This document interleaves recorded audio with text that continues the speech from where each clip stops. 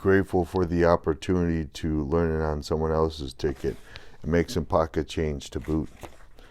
During my tenure as the pie bus boy, I spent as much time as possible shooting the doo-doo with the manager about revenues and profits, checking boxes to find out the names of the suppliers, and helping the baker at 4 a.m. to learn about equipment, ingredients, and problems that could occur.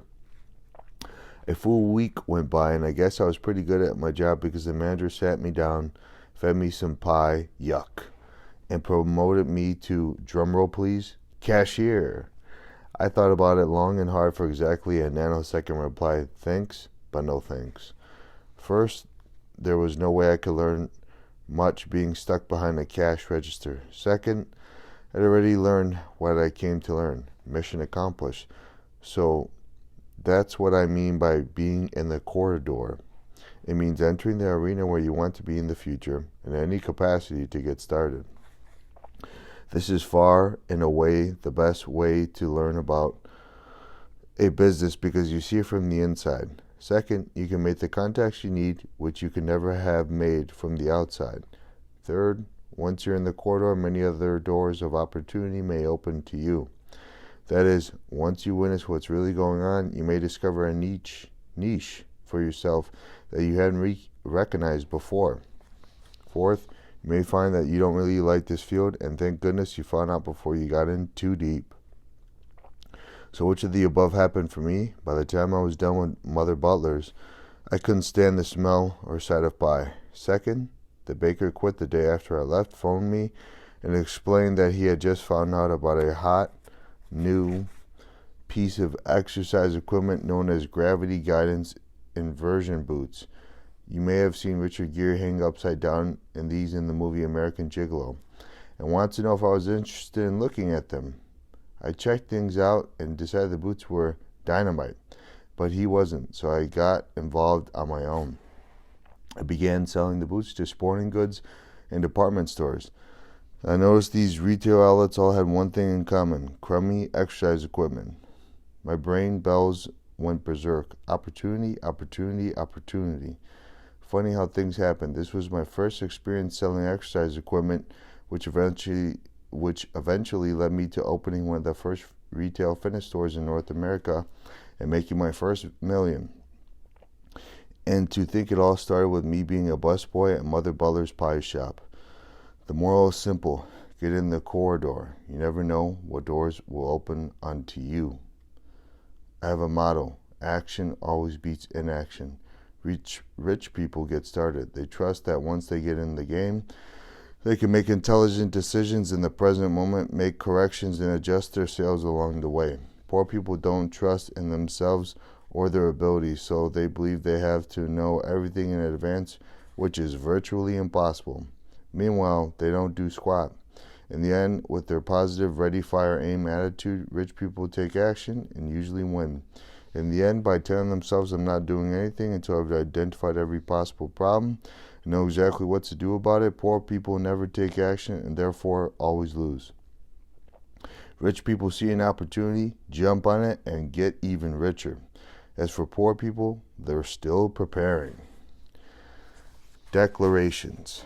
Place your hand on your heart and say, I focus on opportunities over obstacles. I get ready, I fire, I aim. Touch your head and say, I have a millionaire mind. Poor people often look at other people's success with resentment, jealousy, and envy. Or they snip, they're so lucky, or whisper under their breath, those rich jerks. You have to realize that if you view rich people as bad in any way, shape, or form, and if you want to be a good person, then you can never be rich. It's impossible. How can you be something you despise? It's amazing to witness the resentment and even outright anger that many poor people have toward the rich, as if they believe that rich people make them poor. Yep, that's right. Rich people took all the money, so there's none left for me. Of course, this is perfect victim talk. I want to tell you a story, not to complain, but simply to relate a real-world experience I had with this principle. In the old days, when I was, let's say, financially challenged, I used to drive a clunker. Changing lanes in traffic was never a problem. Almost everybody would let me in. But when I got rich and bought a gorgeous new black Jaguar, I couldn't help but notice how things changed. All of a sudden, I started getting cut off, and sometimes given the finger for added measure. I even got things thrown at me, all for one reason. I drove a Jag. One day I was driving through a lower-end neighborhood in San Diego, delivering turkeys for a charity at Christmas time. Had the sunroof open, and I noticed four grimy guys perched in the back of a pickup truck behind me. Out of nowhere, they started playing basketball with my car by attempting to shoot beer cans into my open sunroof. 5 dents and several deep scratches later, they passed me screaming, "You rich bastard!" Of course, I figured this to be an isolated incident until just 2 weeks later, in a different lower-end neighborhood, I parked my car on the street and returned to it less than 10 minutes later to discover that the entire side of my car had been keyed. The next time I went to that area of town, I rented a Ford Escort, and amazingly, I didn't have a single problem. I'm not implying that poorer neighborhoods have bad people, but in my experience, they sure seem to have plenty of folks who resent the rich. Who knows? Maybe it's some kind of chicken and egg thing. Is it because they're broke that they resent the rich, or because they resent rich people that they're broke? As far as I'm concerned, who cares? It's all the same. They're still poor. It's easy to talk about not resenting the rich, but depending on your mood, falling into the trap can happen to anyone, even me. Recently, I was eating dinner in my hotel room about an hour before going on stage to teach an evening session of the Millionaire Mind seminar. I turned on the tube to check the sports scores and found that Oprah was on. Although I'm not a big fan of television, I love Oprah. That woman has affected more people in a positive way than almost anyone else on the planet, and consequently she deserves every penny she's got and more. Meanwhile, she's interviewing actress Halle Berry. They're discussing how Halle had just received one of the largest film contracts in history for a female actor, $20 million. Halle then says that she doesn't care about the money and that she fought for this humongous contract to blaze a trail for other women to follow.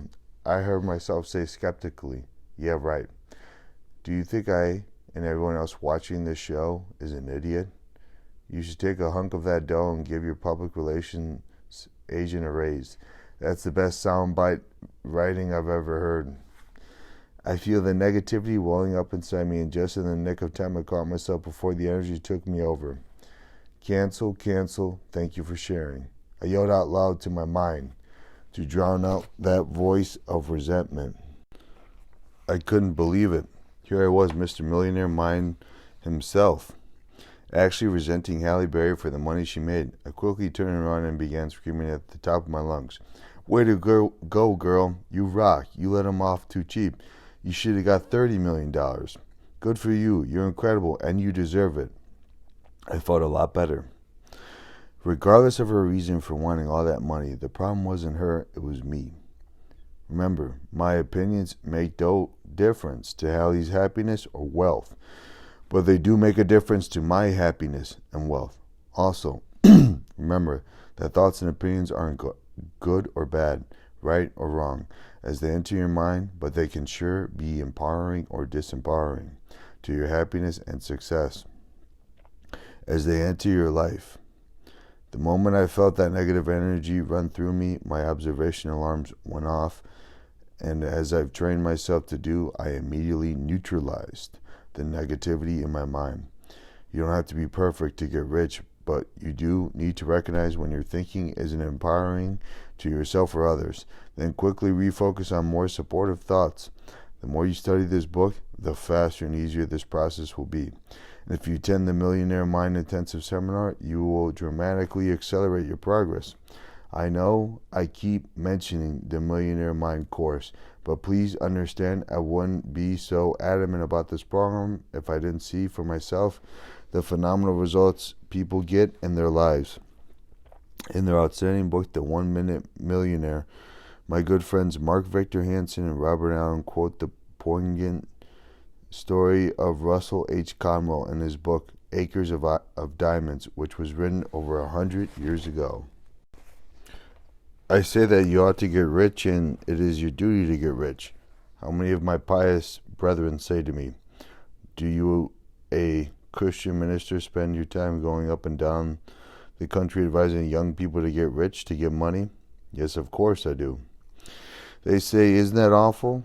Why don't you preach the gospel instead of preaching about man's making money? Because to make money honestly is to preach the gospel. That is the reason. The men who get rich may be the most honest men you find in the community. Oh, but says some young man here tonight, I have been told all my life that if a person has money, he is very dishonest and dishonorable and mean and contemptible. My friend, that is the reason you have none, because you have that idea of people. The foundation of your faith is altogether false. Let me say it clearly. 98 out of 100 of the rich men and women of America are honest. That is why they are rich. That is why they are trusted with money. That is why they carry on great enterprises and find plenty of people to work with them. Says another young man, I hear sometimes of men that get millions of dollars dishonestly. Yes, of course you do. And so do I. But they are so rare a thing, in fact, that the newspapers talk about them all the time as a matter of news until you get the idea that all the other rich men got rich dishonestly. My friend, you drive me out into the suburbs of Philadelphia and introduce me to the people who own their own homes around this great city. So beautiful homes with gardens and flowers, those magnificent homes so lovely in their art. And I will introduce you to the very best people in character as well as in enterprise in our own city. They that own their homes are made more honorable and honest and pure and true and economical and careful by owning them. We preach against covetousness in the pulpit and use the terms filthy lucre so extremely that Christians get the idea that it is wicked for any man to have money. Money is power. And you ought to be reasonably ambitious to have it. You ought, because you can do more good with it than you can without. Money printed your Bibles, money builds your churches, money sends your missionaries, and money pays your preachers. I say then, you ought to have money. If you can honestly attain unto riches, it is your godly duty to do so. It is an awful mistake of these pious people to think you must be awfully poor in order to be pious. Conwell's passage makes several excellent points. The first refers to the ability to be trusted. Of all the attributes necessary for getting rich, having others trust you has to be near the top of the list. Think about it. Would you do business with a person you didn't trust at least to some extent? No way. Meaning that to get rich, there's a good chance many people must trust you. And there's a good chance that for you, that many people to trust you, you have to be quite trustworthy. What other traits does a person need to get rich and, even more importantly, stay rich? No doubt there are always exceptions to any rule, but for the most part, who do you have to be to succeed at anything? Try some of these characteristics on for size. Positive, reliable, focused, determined, persistent, hardworking, energetic, good with people, a competent communicator, semi-intelligent, and an expert in at least one area. Another interesting element in Conwell's passage is that so many people have been conditioned to believe that you can't be rich and a good person or rich and spiritual. I too used to think this way. Like many of us, I was told by friends, teachers, media, and the rest of society that rich people were somehow bad, that they were all greedy. Once again, another way of thinking that ended up being pure crapola. Backed by my own real-world experience rather than old fear-based myth, I found that the richest people I know are also the nicest. When I moved to San Diego, we moved into a home in one of the richest parts of town. We loved the beauty of the home and the area, but I had some trepidation because I didn't know anyone and I felt I didn't yet fit in. My plan was to stay low-key and not mix much with these rich snobs. As the universe would have it, however, my kids, who were 5 and 7 years old at the time, made friends with the other kids in the neighborhood, and pretty soon I was driving them to these mansions to drop them off to play. I remember knocking on a stunningly carved wooden door that was at least 20 feet high. The mom opened it up and, with the friendliest voice I've ever heard, said, "Harv, it's so great to meet you. Come on in." I was a bit bewildered as she poured me some iced tea and got me a bowl of fruit. What's the catch? My skeptical mind kept wanting to know. Then her husband came in from playing with his kids in the pool. He was even friendlier. "Harv, we're so happy to have you in the neighborhood. You have to come to our barbecue tonight with the rest of the family. We'll introduce you to everybody, and we're not taking no for an answer. By the way, do you golf? I'm playing tomorrow at the club. Why don't you come as my guest?" By now, I was in shock. What happened to the snobs I was sure I was going to meet? I left and went back home to tell my wife we were going to the barbecue. "Oh my," she said, "what will I wear?" "No, honey, you don't understand." I said, "These people are incredibly nice and totally informal. Just be who you are." We went and that evening met some of the warmest, kindest, most generous, most loving people of our lives. At one point, the conversation shifted to a charity drive that one of the guests was heading up. One after another, the checkbooks came out. I couldn't believe it. I was actually watching a lineup to give this woman money. But each check came with a catch. The agreement was that there would be reciprocity and that the woman would support the charity the donor was involved in. That's right. To a T, every person there either headed up or was a major player in a charity. Our friends who had invited us were involved in several. In fact, each year they made it their goal to be the single largest donor in the entire city to the Children's Hospital Fund. They not only gave tens of thousands of dollars themselves, but every year they organized a dinner gala that raised hundreds of thousands more. Then there was the vein doctor. We became quite close with his family too. He was among the top varicose vein doctors in the world and made a fortune. Somewhere in the range of 5,000 to 10,000 per surgery, doing 4 or 5 surgeries per day. I bring him up because every Tuesday was free day when he would do surgeries on people in the city who couldn't afford to pay. On this day, he would work from 6 a.m. to 10 p.m., doing as many as 10 surgeries, all for free. On top of this, he headed up his own organization whose mission was to get other doctors to do free days for people in their communities too. Needless to say, my old conditioned belief that rich people were greedy snobs dissipated in the light of reality. Now I know the opposite to be true. In my experience, the richest people I know are the nicest people I know. They are also the most generous. Not to say that people who aren't rich aren't nice or generous, but I can safely say the idea that all rich people are somehow bad is nothing more than ignorance. The fact is, resenting the rich is one of the surest ways to stay broke. We are creatures of habit, and to overcome this or any other habit, we need to practice. Instead of resenting rich people, I want you to practice admiring rich people. I want you to practice blessing rich people. I want you to practice loving rich people.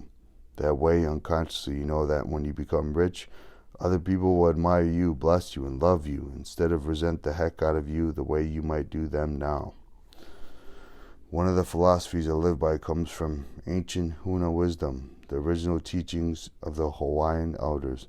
It goes like this: bless that which you want. If you see a person with a beautiful home, bless that person and bless that home. If you see a person with a beautiful car, bless that person and bless that car. If you see a person with a loving family, bless that person and bless that family. If you see a person with a beautiful body, bless that person and bless their body. The point is, if you resent what people have in any way, shape, or form, you can never have it. Regardless, if you see a person in a gorgeous black Jaguar with the sunroof open, don't throw beer cans at it. Declarations. Place your hand on your heart and say, I admire rich people, I bless rich people, I love rich people, and I'm going to be one of those rich people too. Touch your head and say, I have a millionaire mind.